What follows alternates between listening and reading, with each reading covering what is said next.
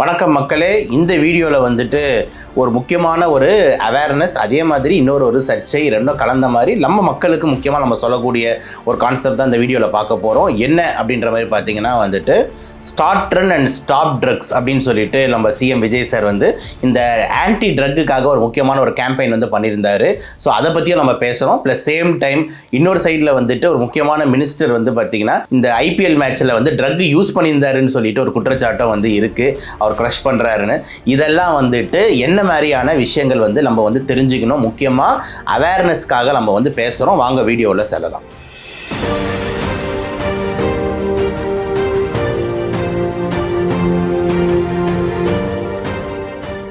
So first of all வந்து பார்த்திங்கன்னா ஒரு பெரிய இனிஷியேட்டிவ் வந்து நம்ம தமிழ்நாடு கவர்மெண்ட் வந்து எடுத்திருந்தாங்க. என்னென்னா சிஎம்ஏ வந்து ஒரு 3 கிலோமீட்டர் கிட்டத்தட்ட ஓடினார். ஓகேங்களா, இந்த ஆன்டி ட்ரக்ஸ்க்காக வந்துட்டு நம்ம சீஃப் மினிஸ்டர் விஜய் சார், பக்கத்துலேயே வந்துட்டு நம்ம ஆதவ் அர்ஜுனா சார் இப்படின்னு சொல்லிட்டு ஒரு டிவிகே லெட்டு ப்ளஸ் நிறைய யூத்ஸ் அவங்க பின்னாடி இருக்கிறவங்க எல்லாருமே வந்துட்டு ஒரு மேரத்தான் வந்து ரன் பண்ணாங்க. ஸோ ஜென்ரலாகவே மேரத்தான் வந்து இந்த மாதிரி அவேர்னஸ்க்கு நிறைய எல்லாருமே ஓடுவாங்க, அந்த டிஷர்ட்ஸ்லாம் போட்டுக்கிட்டு அதை பற்றி வந்து சொல்கிற மாதிரி ஒரு கேம்பெயின் வந்து நடத்தினாங்க. அதை வந்து சிஎம் நடந்தார். சில பேர் சொல்கிறாங்க இந்தியாவிலேயே வந்து முதல் சிஎம் இந்த மாதிரி மேரத்தான்ல ஓடினது இவர் தான் அப்படின்றாங்க.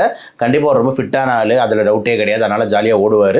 Very good. ஸோ அதனால் வந்து முதல் விஷயம் வந்து இந்த ட்ரக் ஃப்ரீ சொசைட்டிக்காக அவங்க எடுத்த இந்த இனிஷியேட்டிவ்ஸை அவங்க கண்டிப்பாக பாராட்டணும். இதை வந்து அடுத்தடுத்த லெவலுக்கு கொண்டு போகணும் அப்படின்றது வந்துட்டு நம்மளோட தாழ்மையான விருப்பமாக இருக்குது. இது ஒரு சைடு. ரெண்டாவது விஷயங்கள் வந்து தான் கொஞ்சம் இம்பார்ட்டண்ட்டாக பேசணும்னு நினைக்கிறேன். என்ன அப்படின்னு பார்த்தீங்கன்னா வந்துட்டு நம்மளோட ஒரு அமைச்சர், டிவிகேவோட அமைச்சரவையில் இருக்கிற ஒரு அமைச்சர், ஓகேங்களா, அவரோட வீடியோ கூட நீங்கள் எல்லாருமே சோஷியல் மீடியாவில் பார்த்துருப்பீங்க. ஐபிஎல் மேட்ச் நடந்துக்கிட்டு இருக்க ஒரு ஸ்டேடியமில் வந்து பார்த்தீங்கன்னா ஒரு பவுடர், ஓகேவா, ஒரு பவுடரை வந்துட்டு ஒரு ஏடிஎம் கார்டை வச்சு நல்லா ஒரு அலைன் பண்ணுறாரு. மாதிரியே கடன்னு அலைன் பண்ணுறாரு. ஒரு 500 ரூபா நோட்டை வேறு வச்சு இதை மறைச்சிக்கிட்டு இருக்காரு. மேபி காற்றுல பறந்துடும் அப்படின்றதுக்காக என்னன்னு தெரியல, அலைன் பண்ணிகிட்டு இருந்தார். இது வந்து பயங்கர சென்சேஷனை கிரியேட் பண்ணுச்சு. ஆப்போசிஷன் லீடர் அப்படி உதயநிதி ஸ்டாலின் அவர்கள் மற்றும் டிஎம்கே லீடர்லாம் வந்து பெரிய ஒரு சர்ச்சையை கிளப்பி விட்டாங்க.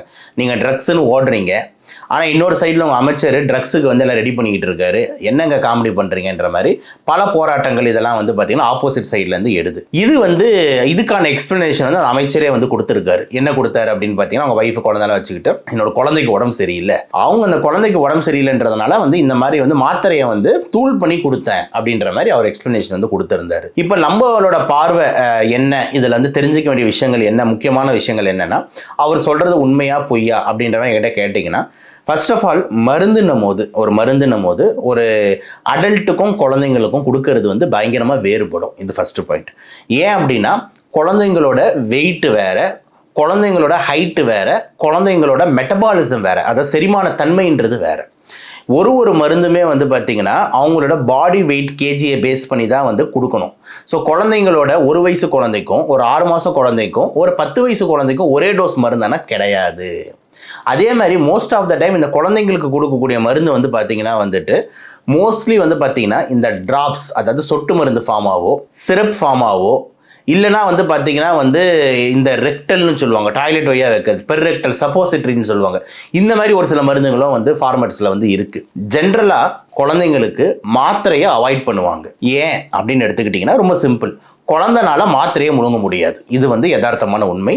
இது நிறைய பேர், நீங்களும் உங்கள் வீட்டில் வந்து குழந்தைய வச்சுருந்தீங்கன்னா யோசிச்சு பாருங்கள், most of the paediatrics doctor சிறப்புங்க தான் கொடுப்பாங்க, டானிக் மாதிரி தான் கொடுப்பாங்க, இல்லை சொட்டு ட்ராப்ஸ் மாதிரி கொடுப்பாங்க. ஆனால் மாத்திரை அப்படின்னும் போது வந்துட்டு மாத்திரையை வந்து முழுங்க முடியாது. ஏன் அப்படின்னா நம்மளுக்கு வந்து உணவு குழாய் அப்புறம் சுவாச குழாய் ரெண்டுமே வந்து பார்த்திங்கன்னா வந்து கொஞ்சம் பக்கத்தில் இருக்கும். மாத்திரை சைஸ் ஆல்ரெடி இவ்வளோ பெருசு இருக்குது அப்படின்னா குழந்தைங்க அப்படின்னும் போது அந்த உணவு குழாய் சுவாச குழாய் இன்னும் குட்டியாக இருக்கும், இன்னும் சின்னதாக இருக்கும். ப்ளஸ் அந்த குழந்தைங்களுக்கு அந்த முழுங்குற அந்த கோஆர்டினேஷன் கெப்பாசிட்டி பெருசாக டெவலப் ஆகிருக்காது. அதாவது நம்ம குடிக்கும் போது நம்ம முழுங்குற மாதிரி அதுங்களுக்கு அந்த கோஆர்டினேஷன் கெப்பாசிட்டி பெருசாக அந்த அளவுக்கு இருக்காது, டெவலப் ஆகிட்டே வரும். ஸோ அப்படி இருக்கும்போது அந்த மாத்திரையை வந்து நம்ம குழந்தை அப்படி முழுங்க சொன்னோம்னா அது என்ன ஆகும்னா, நிறைய டைம் வந்து தவறுதலாக உணவு குழாய்க்கு போகிறதுக்கு பதில் சுவாச குழாய்க்குள்ளே போய் மாட்டிக்கிறதுக்கான வாய்ப்பு உள்ளது. அப்போ இந்த மாத்திரைகள் வந்து இந்த சுவாச குழாயில் டப்புன்னு மாட்டுச்சுன்னா குழந்தைகள் சோக்கிங்க்கு போகிறதுக்கு வாய்ப்பு இருக்குது. சோக்கிங்னா என்னென்னா டக்கு நீங்கள் மாட்டிக்கணும் புறக்கேறி அப்படின்னு உடனே மூச்சு திணறல் ஏற்படும். அப்போ ஜென்ரலாக வந்து நீங்கள் எல்லாருமே இதில் தெரிஞ்சிக்க வேண்டிய முக்கியமான விஷயம் என்னென்னா, குழந்தைங்களுக்கு ஜென்ரலாக பெரிய சைஸ் மாத்திரைங்க இந்த மாதிரி மாத்திரைங்க கொடுக்க மாட்டாங்க. அப்படி ஏதாவது ரொம்ப கிட்டு மாத்திரையாக இருந்தால் தம்தூன்னு இருக்கும், ரொம்ப சின்னதாக இருக்கும். இந்த லேடிஸுங்களாம் குட்டியாக இங்கே ஒரு பொட்டு வைப்பீங்களா அந்த சைஸுக்கு தான் வந்துட்டு அந்த மாத்திரைங்க வந்து இருக்கும். அந்த மாதிரி மாத்திரைங்க தான் ஜென்ரலாக வந்துட்டு குழந்தைங்களுக்கு வந்து ரொம்ப ரேராக கொடுப்பாங்க. ஆனால் மோஸ்ட் ஆஃப் த டைம் சிறப்பு தான். சரி சார், அப்போ இவர் குழந்தைக்கு மாத்திரை கொடுக்குறேன்றாரு, அதை தான் கிரஷ் பண்ணி இது லாஜிக்காக இருக்கா அப்படின்னு கேட்டிங்கன்னா, எஸ் லாஜிக் வந்து இருக்குது. அதில் வந்து நான் எந்த மாற்று கருத்தும் இல்லை. ஏன்னா சில நேரத்தில் வந்து பார்த்திங்கன்னா ஒரு சில மருந்துகள் வந்து பார்த்திங்கன்னா மாத்திரை ஃபார்மில் வந்துட்டு கொடுத்தோம்னா அமௌண்ட் ஆஃப் டைமிங் ஆஃப் கொடுக்கறது வந்து குறையலாம். இப்போ எக்ஸாம்பிள் வந்து பார்த்திங்கன்னா வந்து பேரஸ்டமால் வந்து இத்தனை மணி நேரத்துக்கு ஒரு வாட்டி நம்ம கொடுத்துக்கிட்டே இருக்கணும், ப்ளஸ் ஒரு டைமும் வந்து அந்த மூடி எடுத்து கொடுத்துட்டே இருக்கணும். சில டைமில் வந்துட்டு நம்ம என்ன பண்ணுவோம்னா மாத்திரையை வந்து பாதியாக போட்டுக்கோமா, இந்த மாத்திரையை வந்து பார்த்திங்கன்னா பாதியாக உடச்சி அதை வந்து தூள் பண்ணிக்கோங்கமான்ட்டு நிறைய பீடியாட்ரிக்ஸ் டாக்டர் சொல்லி நானே பார்த்துருக்கேன். ஓகேங்களா, அதில் வந்து நான் பார்த்துருக்கேன். அதெல்லாம் நம்ம இல்லைன்னு சொல்லவே முடியாது. ஓகே, ஸோ இது வந்து ஆனால் எப்பவுமே இதே மாதிரி சொல்லுவாங்கன்னா கிடையாது. மோஸ்ட்லி சிறப்பாக தான் ஃபஸ்ட்டு கொடுத்துருவாங்க. சில நேரத்தில் வந்து அந்த மாத்திரை சிறப்பாக அவைலபிள் இல்லை, அன்னைக்கு நம்ம மெடிக்கல் ஷாப்பில் ஸ்டாக் இல்லைன்னா அன்னைக்கு வந்து பார்த்தீங்கன்னா வந்துட்டு அந்த டாக்டர் கிட்ட வந்து அந்த சிறப்பு வந்து கிடைக்கல. இந்த மாதிரி ஏதாவது ஒரு விஷயம் இருக்கும்போது சரிம்மா நீ இந்த மாத்திரையை எடுத்துக்கோ, அந்த மாத்திரை வந்து நீ புட்டு 4 புட்டு ஒன்று கொடுத்துக்கோன்னுவாங்க, பாதியாக புட்டு போட்டுக்கோன்னுவாங்க, பாதியாக புட்டு தூள் பண்ணி கொடுத்துருன்னுவாங்க, தண்ணியில் கலந்து கொடுத்துருவாங்க. இதெல்லாம் சொல்லுவாங்க. அதெல்லாம் வந்து மாற்று கருத்து இல்லை. ஏன்னா நம்மளும் எம்பிபிஎஸ் படிச்சுட்டு தானே எம்டி படிச்சுட்டு தானே எல்லாம் உட்காந்துக்கிட்டு இருக்கோம். அதனால் எம்பிபிஎஸ்ல நம்ம பயிற்சி நம்ம பீடியாட்ரிக்ஸ் போஸ்டிங்லாம் பார்க்கும்போது நானே எங்களோட பீடியாட்ரிக்ஸ் டாக்டர் இதெல்லாம் சொல்லி பார்த்துருக்கேன். அதில் வந்து டவுட்டு கிடையாது. ஓகே, ஸோ அந்த மாத்திரையை உடச்சி தான் ஒரு தூள் பண்ணியிருக்கேன் அப்படின்ற மாதிரி சொல்கிறாரு. என்னன்னா அந்த செயல்முறை கொஞ்சம் டிஃப்ரெண்ட்டாக இருந்தது. ஏன்னா அந்த ஏடிஎம் கார்டெல்லாம் வச்சுக்கிட்டு அந்த டக்குன்றது அதெல்லாம் வந்துட்டு நம்ம வீட்டிலலாம் என்ன பண்ணுவாங்க, தூள்னா சும்மா இப்படின்னுவாங்க, இல்லைன்னா ஒரு போட்டு அடிப்பாங்க, தெரியல ஸ்டேடியம்னால ஒரு பண்ணியிருக்கலாம் போல். ஸோ நான் என்ன சொல்ல வரேன் அப்படின்னா, இதுக்கு விசாரணை தேவை. ஓகேவா, இதெல்லாம் வந்து பார்த்தீங்கன்னா நம்ம இங்கே உட்காந்து எதுவுமே வந்து சொல்ல முடியாது. இதுக்கெல்லாம் வந்து விசாரணை தேவை. ஆனால் அவர் கொடுத்த எக்ஸ்பிளனேஷன் லாஜிக். குழந்தைங்களுக்கு மாத்திரையை உடைத்து தூள் பண்ணி கொடுப்பார்கள்னா கண்டிப்பாக நிறைய டைம் கொடுத்துருக்காங்கன்றது தான் நம்ம வந்து எடுத்துக்க வேண்டிய ஒன்று. ஆனால் அது வந்து ட்ரக்கு தான், அவர் வந்து பண்ண விதங்கள் இதெல்லாம் ஒரு கேள்விக்குறி. அதுக்கு தானே வந்துட்டு இன்வெஸ்டிகேஷன்ஸ் அப்படின்னு சொல்லிட்டு நம்மளோட ஆளுங்களாம் இருக்காங்க. என்ன சொல்கிறீங்க, நம்மளோட இது போலீஸ்லேருந்து ஆரம்பித்து சிபிஐ வரைக்கும் நம்ம இவ்வளோ பெரிய கட்டமைப்பு வச்சுருக்கிறது இதுக்கு. ஸோ அதெல்லாம் வந்து சட்டப்பூர்வமாக அவங்க வந்து இன்வெஸ்டிகேட் பண்ணுவாங்க. அது தவறு அப்படின்னு தெரிஞ்சு அவங்க நடவடிக்கை எடுக்க போகிறாங்க. ஸோ மக்கள் நம்ம யாரும் தேவையில்லாமல் போயிட்டு ரொம்ப இதில் பின்னாடி வந்து ஒரு பெரிய பாலிடிக்ஸ் பண்ண வேணான்றது என்னோட ஒரு பாயிண்ட்டாக வந்து இருக்குது. ஏன்னா பண்ணுற நல்ல விஷயங்களும் நிறைய விஷயங்கள் வந்து இருக்குதான். ஸோ அந்த இதுவை வந்து இந்த மாதிரி விஷயங்கள் வந்து கொஞ்சம் ஃபோர் ப்ளே பண்ணி விட்டுரும். ஏன்னா இது வந்து தனி மனித ஒழுக்கத்துக்கு கீழே போகுது. அது தவறு செஞ்சிருந்தா சப்போஸ் தனி மனித ஒழுக்கத்துக்கு கீழே போகுது. அப்படி ஒரு தனி மனித ஒழுக்கத்துக்கு போகும்போது இன்னொரு பாயிண்ட்டு இங்கேருந்து ஆரம்பிக்கும். இந்த வீடியோ எடுத்தது திமுக ஆட்சி டைமில், அப்போ திமுக ஆட்சியில் தானே இதெல்லாம் நடந்திருக்கு அப்படின்ட்டு இன்னொரு பிரச்சனை போகும். ஸோ இந்த மாதிரிலாம் நிறைய கான்ட்ரவர்சி இருக்குது. நம்ம என்ன சொல்கிறோம்னா அது பின்னாடி போக வேணாம். பப்ளிக்காக நம்ம வந்து பண்ணுற விஷயங்கள், அதாவது நல்ல விஷயங்கள் இது பின்னாடி போவோம். இப்போ சிஎம் சார் வந்து நம்மளுக்காக ஓடி இருக்காரு, பல பேர் கூட அவேர்னஸ் கொடுத்துருக்காரு. இந்த மாதிரி ஒரு சில விஷயங்களை வந்து நம்ம பாராட்டுவோம். இந்த விஷயம் வந்து சர்ச்சையான விஷயம் வந்து கண்டிப்பாக இன்வெஸ்டிகேட் பண்ணப்படணும். தவறுனா ஆக்ஷன் கண்டிப்பாக எடுக்கணும் அப்படின்றதுல மாற்று கருத்து இல்லை.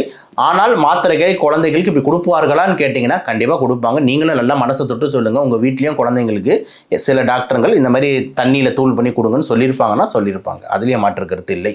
ஸோ இதுதான் வந்து நம்மளோட டேக் ஹோம் மெசேஜ். என்ன அப்படின்னா வந்துட்டு ட்ரக்ஸ் எனி ஃபார்ம் யார் பண்ணாலுமே தப்பு தான்.